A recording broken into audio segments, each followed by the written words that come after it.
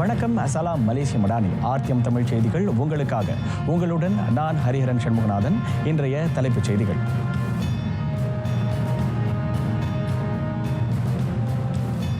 முப்பத்து வகை வாகனங்களுக்கு இலக்கிடப்பட்ட டீசல் உதவித்தொகை, பேருந்துகளுக்கும் விரிவுபடுத்த பேச்சுகள்.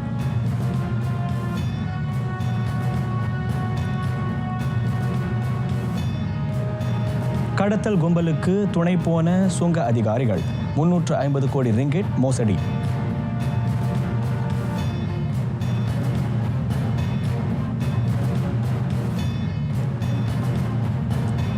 சிறார் வன்கொடுமைகளை மறைக்க வேண்டாம், புகாரளிக்க முன் வாருங்கள், நான்சி சுக்ரி வலியுறுத்தல்.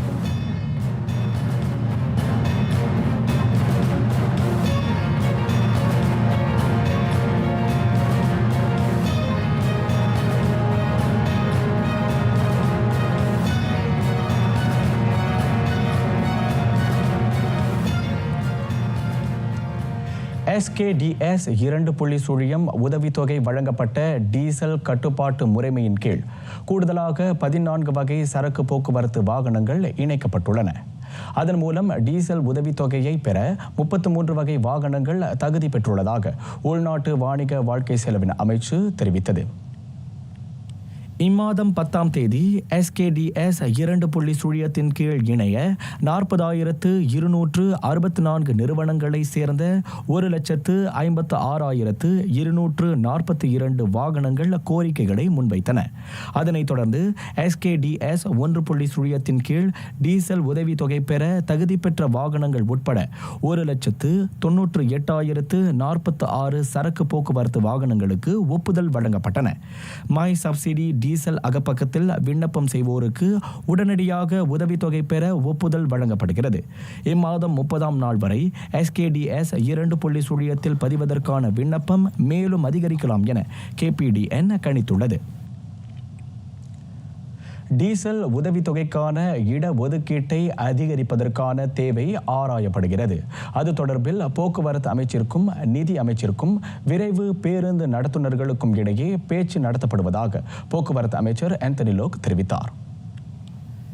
நிதி அமைச்சின் பட்டியலின்படி இலக்கிடப்பட்ட டீசல் உதவித்தொகை 23 வகை வாகனங்களின் மீது மட்டுமே கவனம் செலுத்துகின்றன.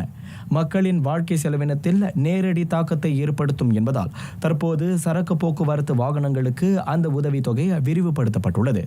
இப்போது டீசல் உதவித்தொகையை விரைவு, சுற்றுலா மற்றும் பள்ளி பேருந்துகளுக்கு வழங்குவது பற்றி கலந்தாலோசிக்கப்படுவதாக லோக் சொன்னார். இதனிடையே மலேசிய வான் போக்குவரத்து ஆணையமும் மலேசிய வான் போக்குவரத்து அதிகார தரப்பும் ஒரே குடையின் கீழ் கொண்டு வரப்படவிருக்கின்றன. அவற்றை ஒருங்கிணைப்பதற்கான சட்ட வரைவு வரும் மக்களவை அமர்வில் சமர்ப்பிக்கப்படும் என லோக் கூறினார். மெஃப்காமை கலைத்து அதன் எல்லா செயல்பாடுகளையும் CAAM மலேசிய வான் போக்குவரத்து அதிகார தரப்பின் கீழ் கொண்டுவர 2019 டிசம்பர் 11ஆம் தேதி அமைச்சரவை கொள்கை அளவில் இணக்கம் தெரிவித்தது.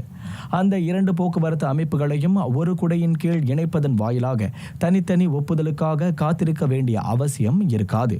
தாமத போக்கை களையவும் ஆழ்பலம், பொருளாதாரம், நிதி ஆகியவற்றின் ரீதியில் பொது போக்குவரத்து சேவை முறை திறம்பட இயங்கவும் அது பாதை வகுக்கும்.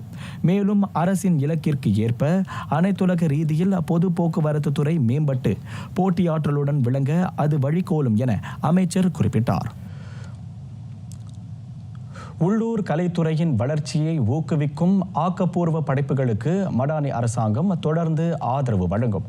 மாறுபட்ட படைப்புகளை உருவாக்க கலைஞர்களுக்கு வாய்ப்பளிக்கப்பட வேண்டும் என பிரதமர் டத்துஸ்ரீ அன்வார் இப்ராஹிம் கேட்டுக்கொண்டார்.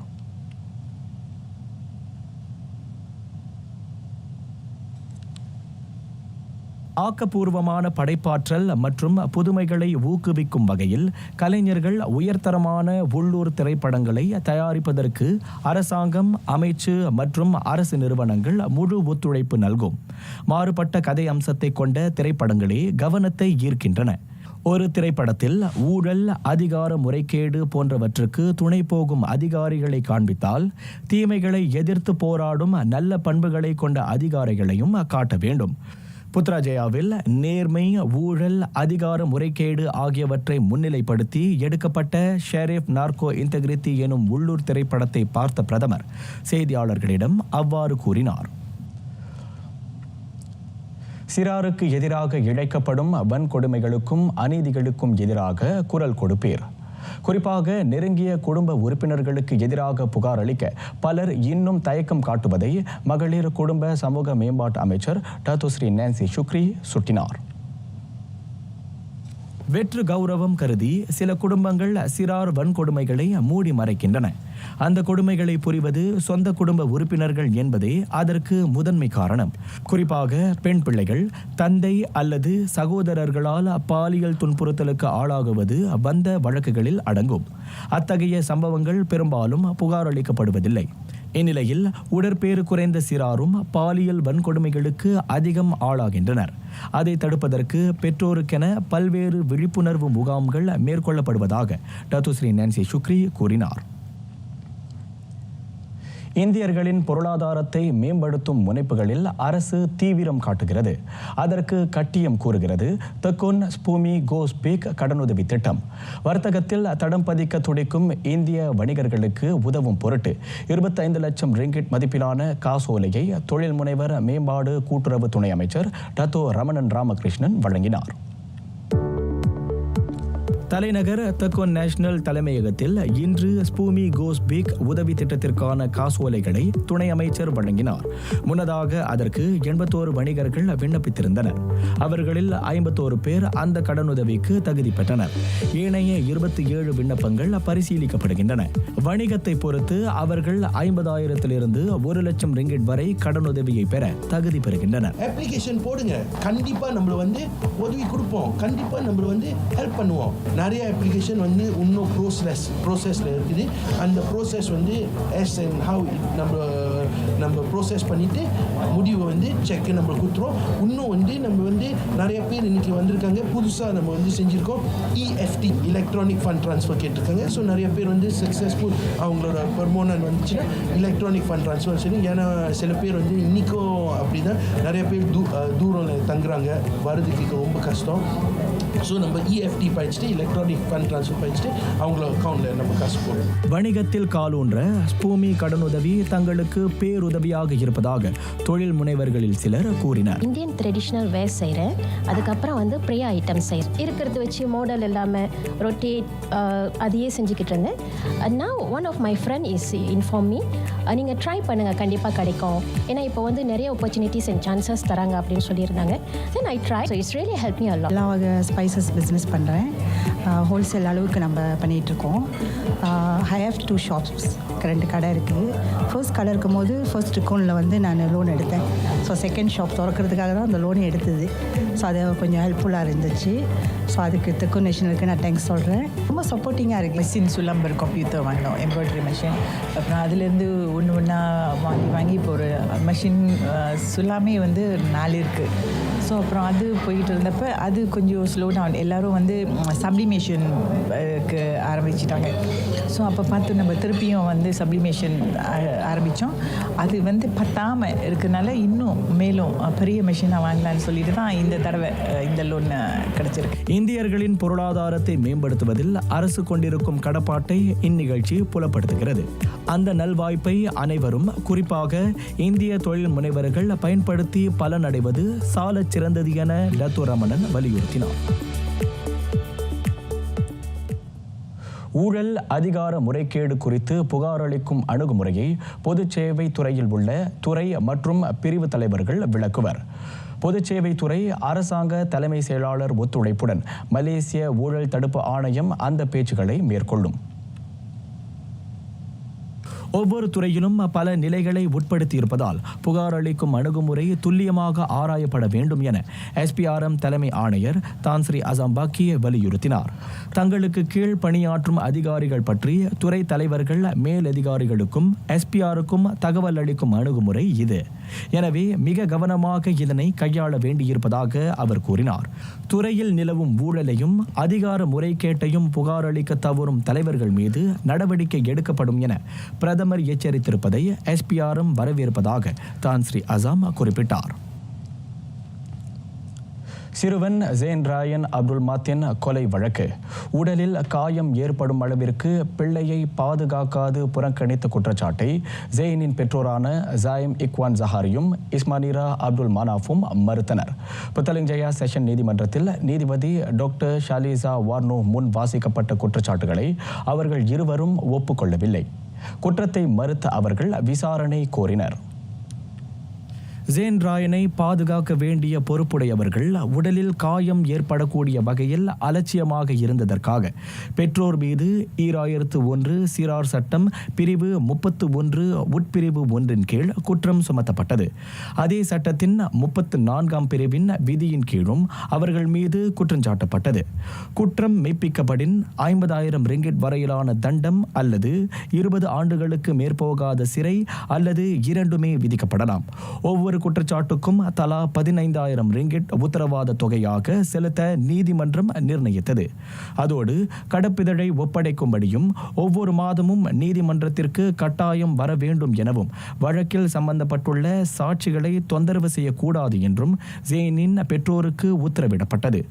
எனினும் சில காரணங்கள் கருதி உத்தரவாத தொகையை 5,000 ரிங்கிட்டிற்கு குறைக்குமாறு குற்றஞ்சாட்டப்பட்ட தரப்பின் வழக்கறிஞர் கோரிக்கை விடுத்தார். மகன் இறந்தது முதல் மன அழுத்தத்திற்கு ஆளாகியிருக்கும் ஜாயிம் இக்வான் ஜஹாரியும் இஸ்மானிரா அப்துல் மனாஃபும் அதற்கான சிகிச்சையை மேற்கொள்ள பணம் தேவைப்படுவது அந்த காரணங்களுள் அடங்கும். அதனை அடுத்து குற்றச்சாட்டுக்கான உத்தரவாத தொகையை நீதிமன்றம் 10,000 ரிங்கிட்டாக நிர்ணயித்தது. அடுத்த மாதம் 26ஆம் நாள் வழக்கு மீண்டும் செவிமடுக்கப்படுகிறது. இந்நிலையில் நேற்று விசாரணைக்காக தடுத்து வைக்கப்பட்ட ஜாயினின் தாத்தாவும் பாட்டியும் இன்று மாலை விடுவிக்கப்பட்டனர். இவ்வேளையில் தடுப்பு காவலில் இருக்கையில் ஜாயினின் பெற்றோர் அவர்களின் வழக்கறிஞரை சந்திக்க அனுமதிக்கப்படாதது சட்ட விதிகளுக்கு ஏற்ப எடுக்கப்பட்ட முடிவாகும். விசாரணையை நிறைவு செய்ய மட்டுமே தவிர அந்த சட்டம் வேறு எந்த நோக்கத்திற்காகவும் பயன்படுத்தப்படவில்லை என புக்கிட் அமான் குற்றப்புலனாய்வுத்துறை இயக்குனர் டத்தோஸ்ரீ முகமது ஷுஹைலி முகமது ஜாயின் தெளிவுபடுத்தினார். குற்றவியல் நடைமுறை சட்டம் பிரிவு 28A 8ஆம் விதி சிறப்பு விசாரணையின் போது குற்றம் சுமத்தப்பட்டவரை நிகர்க்கும் வழக்குரைஞர் தொடர்புடைய நபரை சந்திப்பதற்கான அனுமதியை புறக்கணிக்க போலீசுக்கு அதிகாரம் வழங்குகிறது. இந்நிலையில் சட்டத்துறை அலுவலகத்துடனான ஆழமான கலந்தாய்வுக்கு பின்னர்தான் ஜாயினின் பெற்றோர் மீது 2001 சிறார் சட்டத்தின் கீழ் குற்றஞ்சாட்டப்பட்டதாக டத்தோஸ்ரீ முகமது ஷுஹைலி குறிப்பிட்டார். கிள்ளான் துறைமுகத்தில் சுங்கவரியில் மோசடி செய்த 17 அதிகாரிகளை மலேசிய ஊழல் தடுப்பு ஆணையம் கைது செய்தது. துறைமுக அதிகாரிகளுக்கு வழங்கப்பட்டதாக நம்பப்படும் 44 லட்சம் ரிங்கிட் கையூட்டு பறிமுதல் செய்யப்பட்டதை SPRM உறுதிப்படுத்தியது. சுங்கத்துறையின் அதிகாரிகள், இயக்குனர், சம்பந்தப்பட்ட நிறுவனத்தின் பணியாளர்கள் என முறைகேட்டில் ஈடுபட்ட அனைவரும் கைது செய்யப்பட்டுள்ளனர். அவர்கள் ஊழல் வழக்கு விசாரணைக்கு தடுத்து வைக்கப்பட்டதாக SPRM குறிப்பிட்டது. முன்னதாக அரச மலேசிய சுங்கத்துறையின் ஒத்துழைப்பில் மலேசிய ஊழல் தடுப்பு ஆணையம் சுமார் 19 கொள்கலன்களை பறிமுதல் செய்தது. 350 கோடி ரிங்கிட் மதிப்பிலான சுங்க வரியில் மோசடி நிகழ்ந்துள்ளதை SPRM கண்டறிந்தது. தீயில் பெருத்த சேதமடைந்திருக்கிறது மலேசிய தமிழன் உதவும் கரங்கள் மையம். நேற்று முன்தினம் ஏற்பட்ட மின்சார கோளாறினால் அந்த மையத்தில் தீ பரவியதாக ஐயுறப்படுகிறது. அந்த மையம் மீண்டும் இயங்க போதிய உதவிகள் நல்கப்படும் என துணை பிரதமர் டத்தோஸ்ரீ அஹ்மத் ஜைட் ஹமீடியின் இந்தியர் நலன்சார் சிறப்பு அதிகாரி அரவிந்த் அப்லசாமி உறுதி கூறினார். புத்தலிங்ஜயாவில் அந்த மையம் அமைந்திருக்கிறது. 4 மாடி கட்டடத்தின் கீழ்ப்பகுதியில் இயங்கி வந்த அந்த மையத்தில் உடற்குறையுடையோருக்கு இலவசமாக பயிற்சிகள் வழங்கப்பட்டு வந்தன. மலேசிய தமிழன் உதவும் கரங்கள் முதியோருக்கும் உடற்குறையுடையோருக்கும் வற்றாத சேவையை வழங்கி வருவதை அரவிந்த் நினைவு கூர்ந்தார். இவ்வாண்டு வெள்ளி விழாவை கொண்டாடும் மலேசிய தமிழன் உதவும் கரங்கள் இயக்கத்திற்கு நேர்ந்திருக்கும் அந்த அவலத்தை எண்ணி வருந்துவதாக அவர் சொன்னார். தீக்கிரையான அந்த மையத்தை சீரமைக்கப்பட அவர் டத்தோஸ்ரீ அஹ்மத் ஜாயிட் சார்பில் அவ்வியக்க தலைவர் முரளி ஆறுமுகத்திடம் 10,000 ரிங்கிட் நிதியுதவியை வழங்கினார். மாற்றுத்திறனாளிகள்லாம் முக்கியமாக ஒரு முக்கியமான என்ஜோனிங் பார்த்தீங்கன்னா இந்த தமிழன் உதவும் கரங்கள் இது அவங்களோட சென்டர். நீங்கள் பார்த்தீங்கன்னா நிறையா மாற்றுத்திறனாளிகள்லாம் கேரளுக்குலாம் வந்தாங்கன்னா இலவசமாக அவங்க ஆக்டிவிட்டீஸும் சரி அவங்களுக்கு தங்குறதுக்கு இடம் சிறப்பான முறையில் அவரும் அவரோட நிர்வாகம் தயாரிச்சிருந்தாங்க. அவங்களால முடிஞ்ச அளவுக்கு இந்த இயக்கத்துக்கு வந்து சிறப்பான முறையில் வந்து உங்களோட ஆதரவும் உங்களோட உதவியும் கண்டிப்பாக வந்து நீங்கள் கொடுக்கணுன்னே உங்கள் வீட்டு பிள்ளையாக வந்து கேட்குறேன். நிலைமை அறிந்து உடனடியாக நிதியுதவியை வழங்கிய அரவிந்திற்கு முரளி இவ்வேளையில் நன்றி நவின்றார். மெசேஜ் பண்ணேன், நான் கால் கூட மெசேஜ் பண்ணேன், அவரே தான் கால் பண்ணார். கால் பண்ணிட்டு என்னென்ன ஆச்சுன்னா அப்படின்னு சொன்னேன். இந்த மாதிரி ஆச்சு அப்படி சொல்லி நான் 4 பேருக்கு மெசேஜ் பண்ணேன். இப்போ அவர் தான் எனக்கு கால் பண்ணார். கால் பண்ணிட்டு என்ன ஆச்சு, இப்போ நாளைக்கு நான் வரேன், கண்டிப்பாக வரேன், 12 மணி போல் வரேன் இது பண்ணினேன். சரி இது பண்ணப்பட்டு ஏன்னா இந்த இடத்த வந்து நம்ம ஏற்கனவே ஆள் தங்க இடம் எல்லாம் கூட எமர்ஜென்சிக்கு போலீஸ்காரங்க கூட வந்து கொடுத்துவாங்க. ரோட்டில் பிச்சை எடுத்தவங்க வந்து தங்க விடுவாங்க, வந்து விட்டுருவாங்க, இங்கே தான் விடுவாங்க. நாங்கள் தான் அங்கே வச்சு சாப்பாடுலாம் கொடுத்தெல்லாம் நினச்சி பண்ணிவிட்டு 2-3 நாள் தங்க வச்சுட்டு அப்புறம் அவங்களை சுத்தம் பண்ணிவிட்டு கொஞ்சம் வேலை வச்சு வாங்கி கொடுத்துட்டு அப்போ அவங்க வந்து இது பண்ணாங்க. அப்புறம் உண்டியில் வச்சிருப்போம், ஒரு 5 வெள்ளி உண்டியில் போட்டுருவாங்க. டெய்லி வேலைக்கு போயிட்டு வந்து 5 வெள்ளி உண்டியில் போட்டு படுத்துக்குவாங்க. அந்த மாதிரி படுத்துக்குவாங்க. வேலை ஏன்னா சும்மா இருக்காமல் அவங்க உழைச்சி சம்பாதிக்கணும், வேலை செஞ்சு சொல்லிட்டு நம்ம அப்படியே செஞ்சுருந்தோம் அந்த சென்டரை அதை வச்சு. தீயினால் ஏற்பட்ட சேத மதிப்பு 40,000 ரிங்கிட்டை எட்டக்கூடும் என கணிக்கப்படுகிறது. அந்த மையத்தின் செயல்பாடுகள் மீண்டும் வழக்கு நிலைக்கு திரும்ப 2 மாதங்கள் பிடிக்கக்கூடும். அதுவரையில் அந்த இயக்கத்தின் நடவடிக்கைகள் தற்காலிகமாக முடக்கம் காண்பதாக முரளி சொன்னார். கலைத்தாயின் புதல்வனின் கடைசி பயணம். உற்றார் உறவினர்களுடன் கலைஞர்கள் புடைசூழ இயக்குனர் கே விஜயசிங்கத்தின் நல்லுடல் வழி அனுப்பி வைக்கப்பட்டது. கலையுலகத்தினர் உட்பட பலரும் நேற்று தொடங்கி அவரின் நல்லுடலுக்கு இறுதி அஞ்சலி செலுத்தினர். இயக்குனர் கே விஜயசிங்கம் மலேசிய தமிழ் கலையுலகில் மறக்கவியலாத மறக்க முடியாத கலைஞர். மேடை நாடக கலைஞராகவும் இயக்குனராகவும் தமது கலை வேட்கையை தணிக்க 60களில் பயணத்தை தொடங்கியவரின் தேடல் இறுதி வரை தீராததாகவே இருந்தது. தமது கலை தாகத்தை தீர்க்கக்கூடிய கலைஞர்களை அவர் தேடிக்கொண்டும் அவர்களை அறிமுகப்படுத்திக் கொண்டும் இருந்தார். நடனக்குழு கலைஞர்களாக இருந்த பலரும் இவரின் மோதிர கையால் குட்டுப்பட்டு தலை சிறந்த நடிகர்களாக திரையில் மின்னி இருக்கின்றனர். திறமை உள்ளவர்களை ஒருபோதும் அவர் கைவிட்டதில்லை. அதிலும் தமிழ் உச்சரிப்பில் சிறந்தோரை தமக்கு அந்நியப்பட்டு அவர் வைத்ததில்லை. ஒரு உணர்ச்சி மயமான ஒரு கலைஞர். எல்லா பாத்திரங்களையுமே அப்படியே உள்வாங்கி அவரே அதை உருவாக்குவார். எனக்கு சில குறைபாடுகள் இருந்தது ஆரம்ப காலத்தில். பார்த்தீங்கன்னு சொன்னாக்க நான் வந்து முகத்தை வந்து ரொம்ப உணர்ச்சி வசப்பட்டு நடிக்கும் போது முகத்தை ரொம்ப சுழிப்பு அப்படியெல்லாம் சுழிச்சு மூக்கெல்லாம் அப்படியெல்லாம் பண்ணி எல்லாம் பண்ணுவேன். அதெல்லாம் திருத்தினவர் அவர் தான். அவரோடு நான் பயணித்த காலங்கள், அவருடைய நிகழ்ச்சிகளிலே நான் பங்கெடுத்த காலங்கள், அவரோடு பயணிக்கும் பொழுது நான் பெற்றுக்கொண்ட பயிற்சிகள், வசனங்களை எப்படி மரணம் செய்வது, அதை கேமராவின் முன்னால் சொல்லும் பொழுது எப்படி அதை வந்து டெலிவரி செய்வது, அதன் பிறகு வந்து பின்னணியிலே ஒரு கலைஞராக நடிகனாக மட்டும் இல்லாமல் எப்படியெல்லாம் வந்துட்டு ஒரு தயாரிப்பு துறையிலே இயக்கத்திலே மற்ற கூறுகளையும் கவனித்துக் கொள்வது என்பதெல்லாம் அவரிடமிருந்து நான் நிறைய கற்றுக்கொண்டிருக்கின்றேன். கே விஜயசிங்கத்தின் இயக்கத்தில் தலை காட்ட வேண்டும் என ஏங்கிய கலைஞர்கள் பலர். தாமதமானாலும் கலைஞர்கள் தரத்துக்கு ஏற்ப பாத்திரங்களை கொண்டு திறமையை வெளிக்கொணர்ந்தவர். அவரின் இறுதி பயணத்தில் கண்ணீர் மல்க கலை உலகமே திரண்டிருந்தது. நாங்கள் ரொம்ப ஃப்ரெண்ட்லி, இங்கே இருந்தாலும் அன்னாட பேசிக்குவோம், மீட் பண்ணிக்குவோம். மோசமாக என்னோடய ட்ராமாவை எல்லாமே அவர் தான் இயக்குனார். ஏர்லியர் ஸ்டேஜில் வந்து 80s 90s எல்லாமே என்னோடய ட்ராமா வந்து அவர் ரொம்ப ட்ராமா எனக்கு பண்ணி கொடுத்துருக்குறாரு. மேகசின் பண்ணி கொடுத்துருக்காரு, மியூசிக்கல் பண்ணி கொடுத்துருக்காரு. அவர் இந்த இண்டஸ்ட்ரி விட்டு போகிறது ரொம்ப கஷ்டமாக இருக்குது, மனசு இதாக இருக்குது. முதல்ல அறிமுகப்படுத்தினது திரு விஜயசிங்க டைரக்டர் என்னை அறிமுகப்படுத்தினது வந்து கரையோர அலைகள். அந்த ட்ராமா ரொம்ப பேர் மனசில் நின்றுருக்கும்னு நினைக்கிறேன். அதில் அவார்ட்ஸும் நான் வின் பண்ணியிருக்கேன். அவருக்கும் சிறந்த டைரக்டர்ன்ற அவார்ட்ஸும் வின் பண்ணி கொடுத்துருக்கேன்.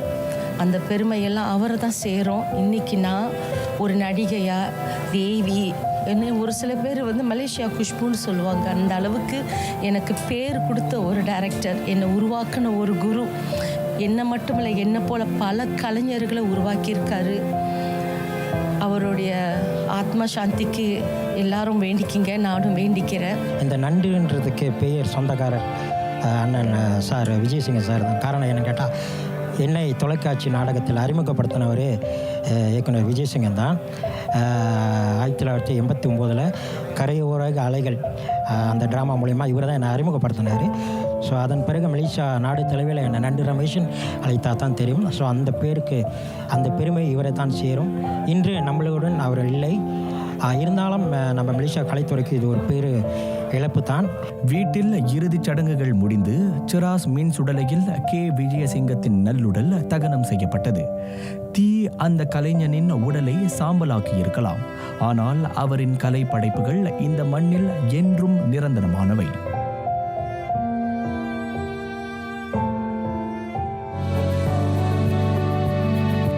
வணக்கம், என் பெயர் திவ்யா. ஐசெட் பந்தரம் மூலிமா எனக்கு ஒரு உதவி கிடச்சிச்சு. அது என்ன உதவினா தேங்காய் பர்மிஷன் கிடச்சிருக்கு. அதனால என்னால் சொந்த பிஸ்னஸ் செய்ய முடிச்சு, நல்ல வருமானமும் பார்க்க முடிஞ்சு. இந்திய கிராமத்து தலைவர் மூலிமா நாங்கள் போராங்க எடுத்து ஐசெட்டு அப்ளை பண்ணோம். எங்களுக்கு 6 மாதத்துலேயே எங்களுக்கு அந்த மிஷின் கிடச்சிருச்சு. இதனால் ஸ்நேகம் மாநிலத்துக்கு நான் நன்றி தெரிவிச்சுக்கிறேன். இந்த மிஷின் எங்களுக்கு கிடச்சி 1 வருஷம் ஆச்சு. நாங்கள் மேலும் நல்ல வருமானத்தை பார்த்துக்கிட்டு இருக்கோம். எனக்கு மட்டும் இல்லை, இன்னும் சில பேர்த்துக்கு இந்த உதவி கிடச்சிருக்கு. மேலும் மேலும் இந்த உதவி ஸ்லாங்கோன் மக்களுக்கு கிடைக்கணும்னு சொல்லி கேட்டுக்கிறேன்.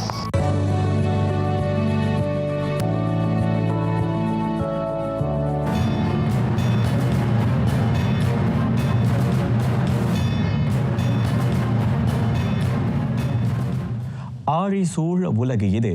ஆனாலும் அள்ளி பருக நல்ல நீர் இல்லை பல பகுதிகளில்.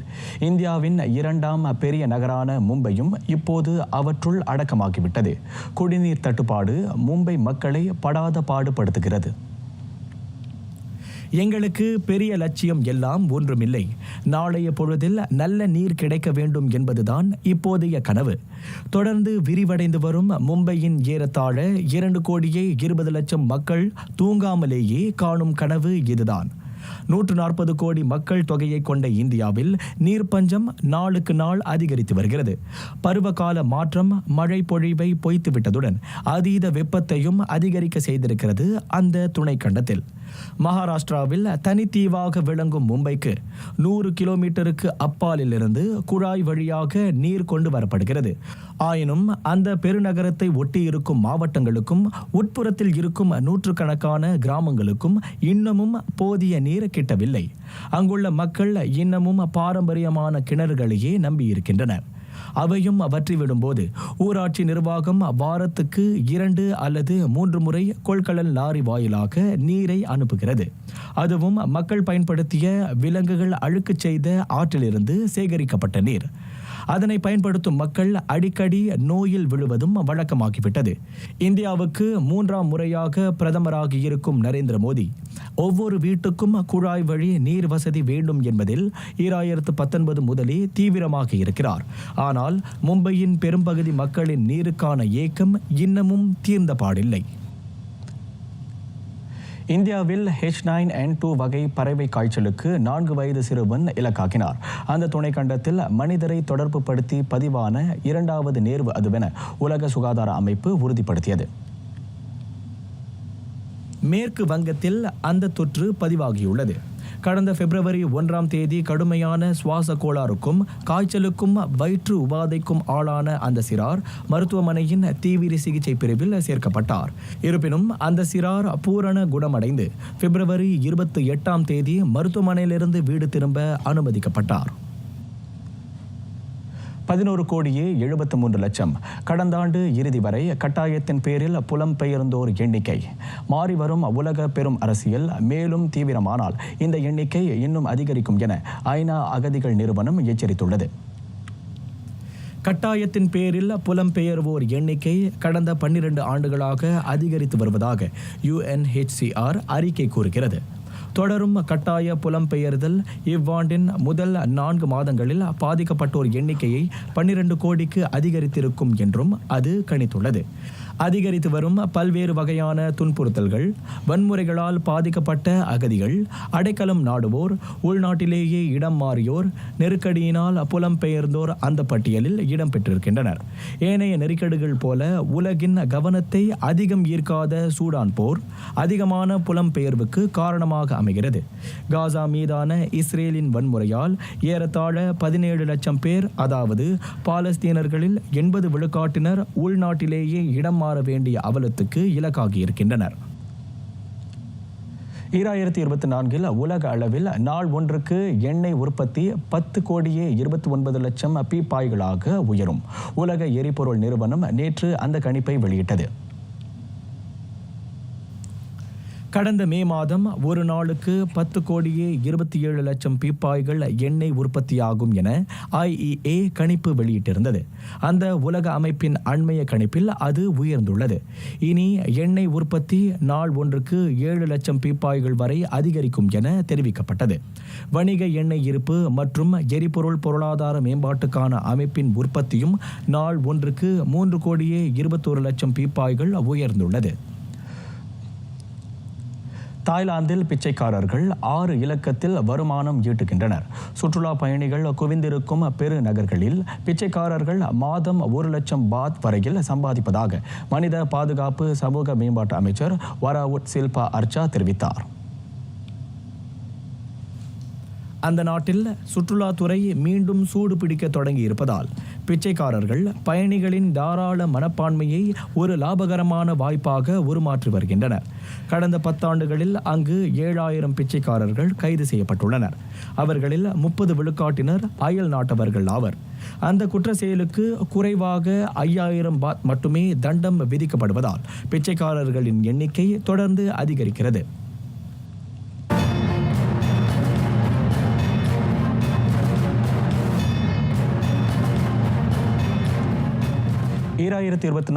ஆஸ்திரேலிய பொது பூப்பந்து போட்டியில் லீ ஜீஜியா காலிறுதிக்குள் நுழைந்துள்ளார். 2ஆம் சுற்றில் அந்த தேசிய ஒற்றையர் வீரர் சக நாட்டைச் சேர்ந்த சோங் ஜூ வெனை 21-18, 21-14 என நேரடி செட்களில் வீழ்த்தினார். அவ்வாட்டம் சுமார் 41 நிமிடங்களுக்கு தொடர்ந்தது. காலிறுதியில் ஜீஜியா ஜப்பானின் கென்தா நிஷிமுத்தோவுடன் மோதுவார். அவருடன் இணைந்து சூங் ஹோன் ஜென், முகமது ஹைகால் நஸ்ரி தேசிய ஆடவர் இணை, நாட்டின் தன் கென் மெங், லாய் பெய்ஜிங் கலப்பு இணையர் ஆகியோரும் காலிறுதிக்கு முன்னேறியிருக்கின்றனர். யுவென்டஸ் கால்பந்து அணியின் புதிய பயிற்றுனராக தியாகோ மொட்டா அறிவிக்கப்பட்டுள்ளார். கடந்த மாதம் பதவி நீக்கப்பட்ட மசிமிலியானோ எல்கிரீப்க்கு பதில் 41 வயதான அவர் அப்பொறுப்பை ஏற்கிறார். இதற்கு முன்னர் மொட்டா மற்றொரு சீரி ஆ அணியான பொலோக்னாவை வழிநடத்தியிருந்தார். 2022 அவ்வணியில் இணைந்த அவர் தனக்கான முத்திரையை அதில் பதித்தார். கடந்த பருவத்தில் சீரி ஆ பட்டியலில் 5ஆம் இடத்தை பிடித்த பொலோக்னா முதல் தடவையாக வெற்றியாளர் லீக்கிற்கு தேர்வாகியுள்ளது. மோட்டாவின் வழிகாட்டலில் இயங்கி வரும் 4வது அணி யூவே ஆகும். ஐரோப்பாவின் தலை சிறந்த தடகள வீரராக உருவாகி இருக்கிறார் யாக்கோப் இங்கப்ரிட்சன். அந்த 1500 மீட்டர் ஓட்டப்பந்தய வீரர் ஐரோப்பிய நிலையிலான போட்டியில் 6வது தங்கத்தை கைப்பற்றினார். நோர்வேயைச் சேர்ந்த அவர் அவ்வோட்டத்தை 3 நிமிடம் 31.95 வினாடிகளில் முடித்தார். ஒவ்வொரு போட்டியிலும் சிறப்பாக ஓட வேண்டும் என்ற குறிக்கோளில் களத்தில் இறங்குவதாக அவர் சொன்னார். ஒலிம்பிக்கில் வெற்றியாளருமான இங்கப்ரிட்சன் பல வேளையில் அத்தகைய எண்ணங்கள் சிறந்தவற்றை பெற்றுத்தருவதாக மகிழ்ச்சி தெரிவித்தார். ஐரோப்பிய தடகள போட்டி தற்போது இத்தாலி ரோமில் நடைபெறுகிறது. உலக நீதி. நல்லிணக்கம் இல்லாரோடு இணங்க வேண்டாம். நல்லவர்களுடைய நட்பு நம்மை மேம்படுத்தும். மாறாக நற்குணங்களை கொண்டிராதவர்களின் நட்பு தீய வழிக்கு இட்டுச் செல்லும். அத்தகையவர்களுடன் நட்பு வைத்துக் கொள்ளக்கூடாது என அறிவுரைக்கிறார் புலவர் உலகநாதனார். நிறைவடைகின்றன ஆர்த்தியம் தமிழ் செய்திகள்.